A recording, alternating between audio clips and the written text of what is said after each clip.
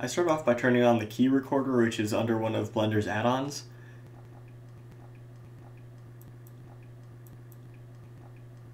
After it's on, you just press N to open the right panel, click Start. I turned up the key size just to make it easier to see. This is the default Blender setup, by the way. Then delete the main cube. Anyway, go into edit mode with tab, select edge mode and scale it down, or extrude, then scale it down to 0. Next, hit the W key and select remove doubles to remove all the extra vertices you just scaled to 0. Then hold down Control to loop select, subdivide it a couple of times. Then go into display mode and turn on backface culling so you can see which way the normals are facing. You can press Ctrl N to easily align all the normals the same direction. Then if you hit W, you can flip the normals. I always like using Q to flip the normals, so I right clicked on it and selected Q as a shortcut key. I usually exit that window, that's why I clicked on it. Then you want to add a particle system.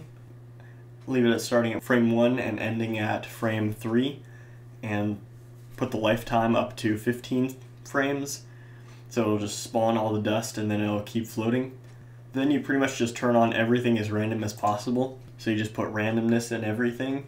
The randomness under forces is actually just a force of 2 or a maximum of 2 in any random direction, so it might cancel out with other forces or add on to them, just to keep that in mind. I also use the dope sheet editor. It's a lot easier to use than the other time track.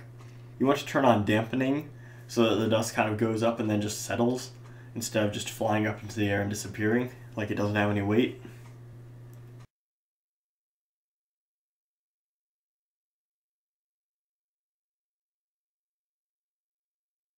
Then you want to edit the material to brown because it's dirt or dust.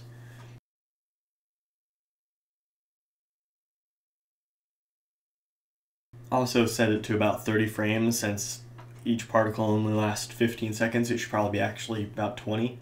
This is how you set up to record a video. You set the save location and then AVI raw. You can also add forces to move the dust. I added wind, which it doesn't really matter where you line it up with, it just matters which direction it's going. Then I turn up the force to about 50 just so you can see exactly what's going on. 5 is actually a pretty good force. See, it just kind of moves, like there's a bit of wind, but not a lot.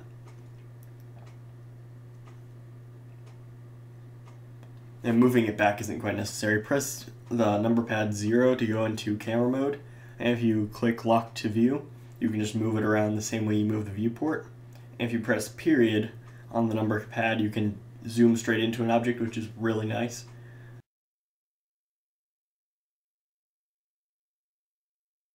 I don't know why I opened display, just uncheck emitter under render so that it doesn't show. Then add in a plane and add a texture to it. So I'll just show you how to add a texture real quick.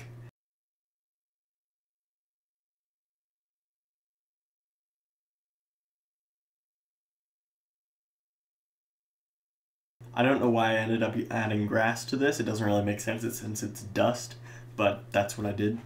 And you don't need to see how I go through the menus. Your menus are different anyway. Anyway, go to textured mode. An easy way to do that is Alt-Z. Anyway, press N to open up that editor, and GLSL is pretty much the best. Turn down spectral so the grass isn't shiny, because that's weird.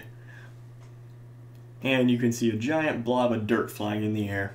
So you want to turn up transparency, you can leave it on Z transparency as the default, and now it looks like dust.